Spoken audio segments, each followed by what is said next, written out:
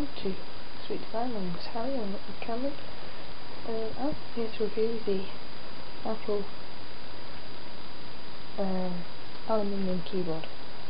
This is the full long keyboard, so it's not the wireless and comes with a nice USB 2.0 port.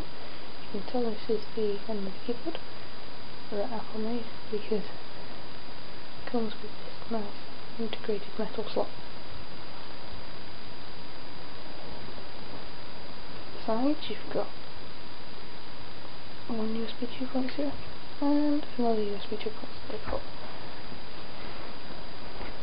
At the top you've got your ESC, or brightness down, brightness up, expose, dashboard, rewind, play and pause,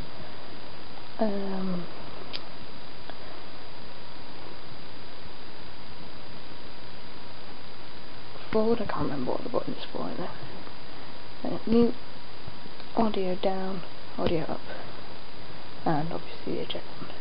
You've got your nice two delete buttons here, and you've got some arrows which I haven't never worked out. And if you're plugging this into a laptop, if you want to put another screen on, you've got your FM button there. You've got your numpad here with enter, 0 and points and stuff like that, and then you've got an unlock there.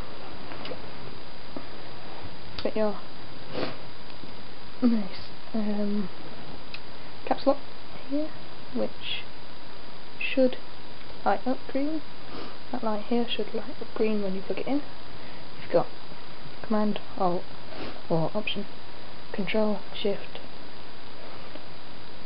and Tab. On the other side you've got Command, Option, Control, Shift, Enter, and so on.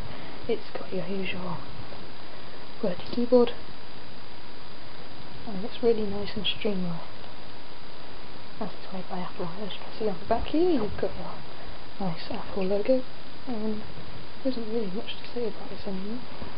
This is a really quick video. If you're moving from PC to Mac, you can see that your app is here instead of down here. So it's just really, it's really just a little integrated change.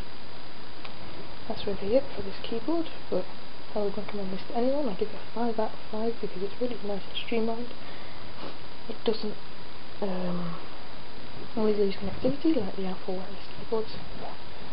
It's a really, really nice keyboard.